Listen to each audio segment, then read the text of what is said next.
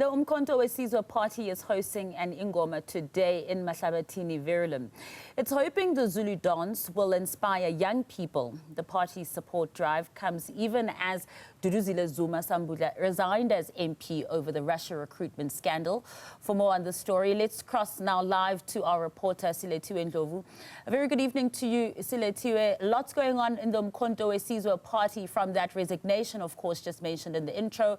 Of course, another kidnapping as well that took place by one of the members of parliament, And the former president, Jacob Zuma, had a lot to say when he addressed the crowd today. Tell us more.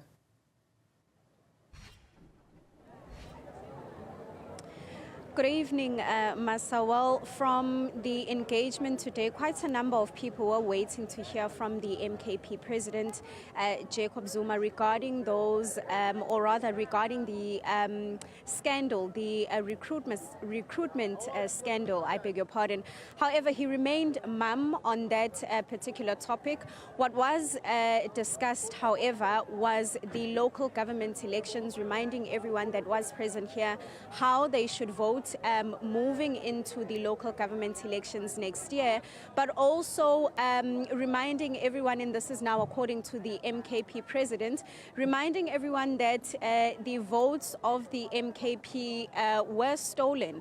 And I'm actually going to bring in now the MKP Youth League president, who's going to elaborate for us. I mean, you just heard my intro now. Everyone was expecting that the MKP president was going to speak about the recruitment scandal. Of course, he remained mum on that particular topic. I just want to talk about how some people are looking at this particular engagement as a support drive. What do you say to that? Good evening to you and good evening to the viewers at home.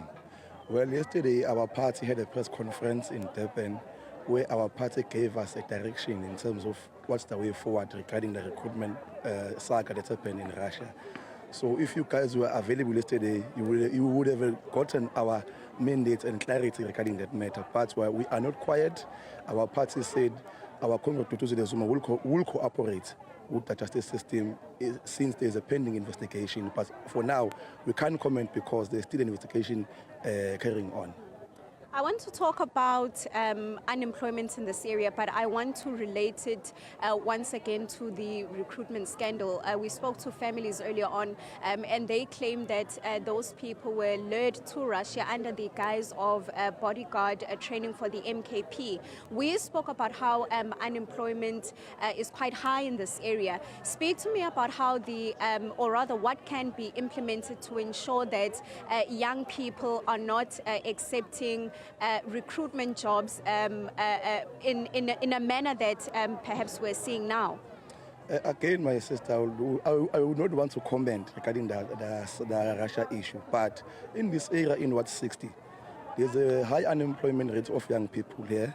In fact, there are factories here, there are warehouses here.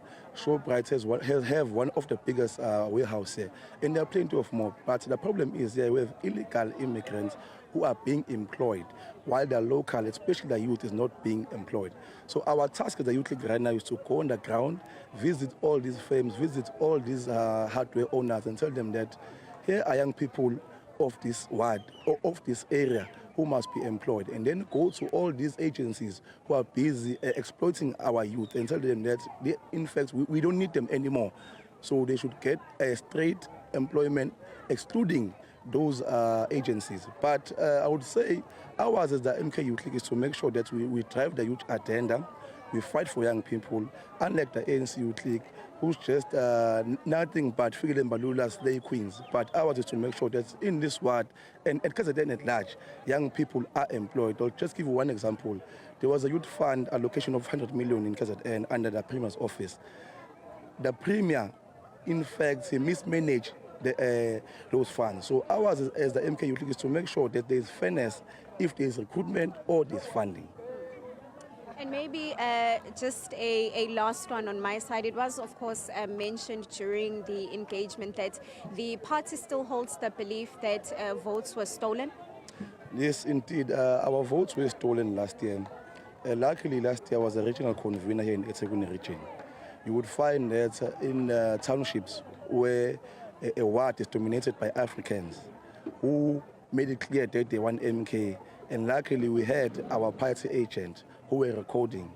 So what was shown on the screen and what was on our video slips were not the same. So I can safely say that our votes were stolen. And as a MK Youth League, we did hold a march in Gauteng where we went to the Constitutional Court and submitted our memorandum. Fast forward to that, there was a sitting about the court case, but it got postponed. So we're still waiting for a new date. But our votes were stolen and we want them back. And from January, we are on the street demanding our votes. Thank you very much for your time this evening. That's the MKP Youth League President, there. Once again, remaining mum on the particular recruitment scandal. Of course, as you heard from that conversation, you will remember that the MKP did hold a media briefing yesterday where they distanced themselves from the recruitment scandal. We had a conversation with some of the families that are involved. They state, and this is according to them, they state that they had conversations with some of the men that are currently in Russia. They state that the situation rather is still quite dire. However, coming from the MKP President Jacob Zuma, not saying anything really regarding that particular topic, but in attendance we saw that Duduzile Zuma-Sambudla was also present during the engagement. Of course, you will remember it was stated that the DA, alongside her half-sister, have now laid charges against her. And we heard that investigations at this particular moment are currently continuing from the Hawks. Silethiwe, thank you so much for that update. That, of course, is our reporter, Silethiwe Ndlovu.